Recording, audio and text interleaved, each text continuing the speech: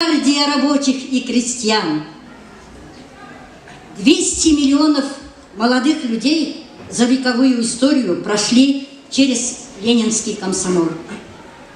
И хотя сегодня уже нет той мощной организации, но люди, воспитанные им, живы, и они никуда не делись.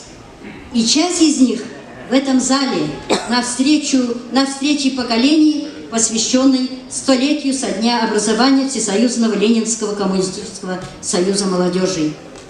По большому счету, вся история ВЛКСМ – это воспитание молодого поколения в духе беззаветного служения отчизне, преданности высоким идеям. Эта история озарена сполохами гражданской войны и восстановлением молодой советской страны, индустриализацией и коллективизацией, героическим подвигом в Великой Отечественной войне. Мы, сидящие в зале, послевоенное поколение, являемся свидетелями титанического труда, когда Советский Союз восстанавливал разрушенную войной страну и укреплял его могущество. И в этих деяниях комсомол по зову партии всегда был впереди.